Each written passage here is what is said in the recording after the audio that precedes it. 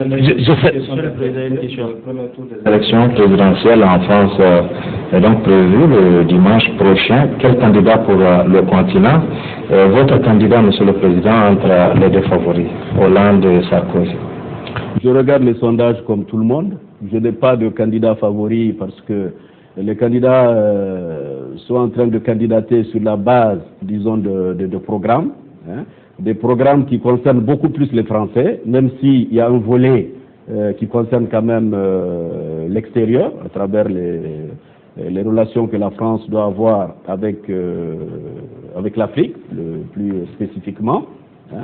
Et je pense que quel que soit le candidat qui sera élu, que ce soit le candidat Hollande ou alors le candidat Sarkozy, je crois qu'il y a matière à voir ce qu'il faut faire au niveau des relations avec l'Afrique, parce que beaucoup de choses doivent être faites, beaucoup de choses ont été promises qui n'ont pas été faites. Maintenant, c'est aux Français de décider de qui va être élu. Une dernière question, s'il vous plaît. Au vu de la conduite actuelle des affaires de l'État pendant un an par le pouvoir actuel, pensez-vous que le président Issoufou peut-il vraiment réussir? Ça, c'est une question, peut-être qu'il faut poser, à mon avis, d'abord à la majorité. Parce que la réussite de Issouf dépend de la majorité. Parce qu'aujourd'hui, il est en train de gouverner dans le cadre d'une alliance.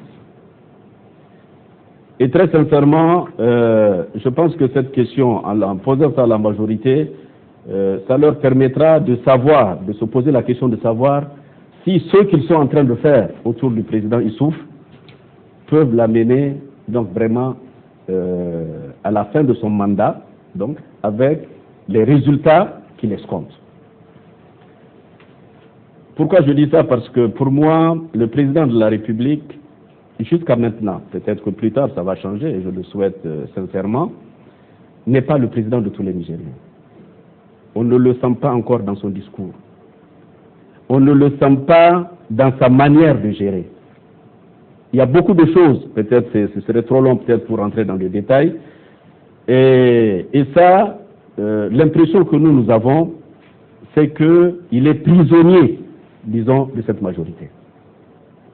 Et ça, ce serait extrêmement grave s'il devait continuer comme ça. Parce qu'il est président de la République, la Constitution dit que le président de la République est au-dessus des partis politiques. Il est le père de la nation. Donc aujourd'hui, il faut que le président de la République, à mon avis, transcende, disons d'abord, ce problème-là. Parce que c'est un problème qui est là, qui est réel et qui est vécu. Et je pense très sincèrement que s'il va au-delà, il a des chances. On ne demande pas mieux pour le président de la République que de réussir, parce que c'est quand même un pays qui nous appartient tous. Et nous avons intérêt à l'aider, mais il faudrait que lui-même se mette au-dessus de la mêlée. Le président de la République, comme on dit, doit voler très haut, mais pas se mettre au niveau des partis politiques. Je dis donc, en somme, le changement qu'il a promis, il ne l'a pas apporté au bout de ces 1 an d'exercice de pouvoir. Je crois qu'à travers ce que je viens de dire, pour nous, il n'y a pas de changement. Et c'est pour ça que la Renaissance, comme je disais tout à l'heure, parce que parler de Renaissance, nous, la perception qu'on a, disons, de sa manière de gérer, c'est comme si le Niger n'a jamais existé avant lui. Et ça, c'est grave. Le Niger a existé.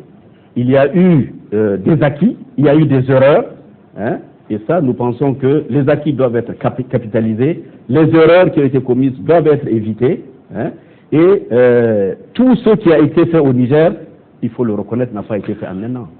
Il est venu, il a apporté quelque chose, mais ce qu'il a apporté, il ne doit pas dire que c'est seulement lui qui a fait. Et c'est comme ça que nous comprenons la Renaissance. C'est comme si rien de sérieux n'a été fait avant, ce qui n'est pas vrai. Monsieur le Président, Monsieur le Président, une dernière question d'actualité intérieure cette fois-ci, parce qu'elle est véritablement cruciale. Le problème d'eau à Zander. L'eau, on sait, à Zander, c'est un problème récurrent, il me semble, mais depuis l'interpellation du ministre de l'Hydraulique à l'Assemblée nationale, il a été dit que c'est votre gouvernement qui a procédé là également à un mauvais choix par rapport au choix de l'implantation du site de Soraz. Est-ce que vous partagez effectivement cette opinion, ou bien est-ce que ça rentre encore dans la grande dialectique opposition au pouvoir?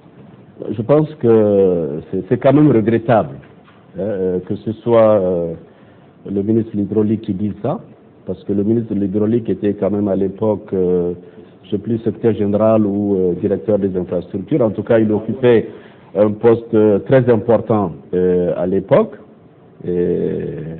où il était aussi MNSD. Maintenant, il n'est plus MNSD. Donc, il faut, donc, à partir, disons, de ce moment-là, parce que je pense que sa réponse a été une réponse beaucoup plus politique que technique. Et c'est ça qui me gêne un peu. Voilà. Parce que cette question, allez la poser un peu aux populations des Inders. Et je crois que c'est là-bas que vous aurez la vraie réponse. Parce que quand Tanja, le président Tanja, avait réglé en partie, et à l'époque on l'avait dit, que le problème n'était pas réglé totalement, mais qu'il y avait des étapes. Et la première étape, c'était ça.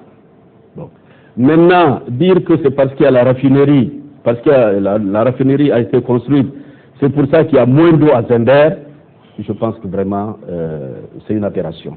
Parce qu'il y a quand même d'autres nappes, en dehors donc de la nappe dans laquelle on puise donc pour Soraz et Zender aujourd'hui, hein, qui peuvent être exploitées. Et nous, ça fait 2 ans qu'on n'est pas au pouvoir. Alors pourquoi pendant les 2 ans, ça n'a pas été exploité? Pourquoi? Parce qu'il y a eu une transition, la transition devait s'intéresser à ça, pour poursuivre, ils ne l'ont pas fait. Mais pendant 1 an, le régime actuel, si c'était un problème dont il s'était saisi dès le départ, aujourd'hui je crois que la nappe d'eau qui est au niveau de Ganaram aurait pu être exploitée. Et Zender n'aurait pas eu de problème. Bien, Monsieur le Président, nous arrivons ainsi au terme de cet échange. Merci encore une fois, au nom de nos collègues et au nom de la presse. Je voudrais juste, si vous le permettez, quand même profiter de l'occasion. Monsieur. Donc pour remercier l'ensemble des leaders de l'ARN,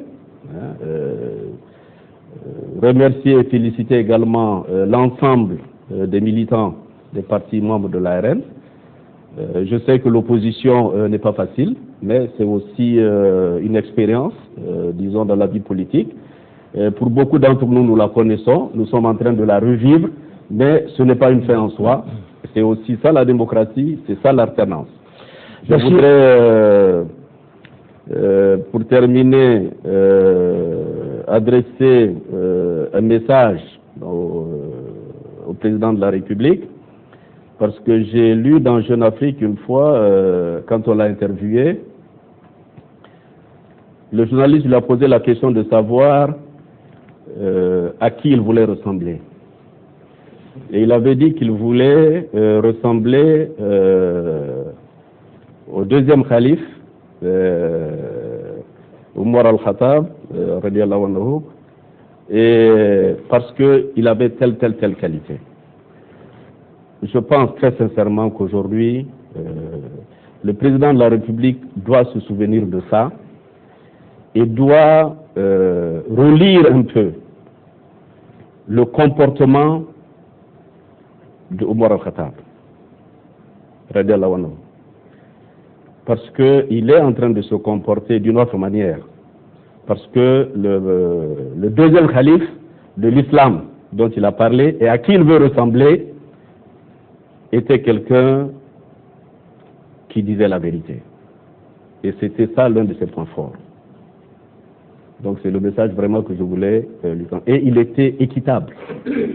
Et aujourd'hui, le président de la République a ce devoir d'être équitable vis-à-vis de tous les Nigériens. Et ceux qui l'ont élu et ceux qui ne l'ont pas élu. Et ceux qui ont voté pour lui et ceux qui n'ont pas voté pour lui. Parce qu'aujourd'hui, il est le père de la nation. Il doit voler très haut et diriger le pays. Bien, nous vous remercions, Monsieur le Président, comme je le disais tantôt, pour cet instant que vous nous avez accordé pour cette rencontre qui qui nous l'espérons aura apporté aux uns et aux autres des informations utiles ou nécessaires, l'éclairage nécessaire également sur certaines thématiques ou centres d'intérêt de la vie nationale. Merci donc à vous également de nous suivre et bonne fin de soirée. Au revoir.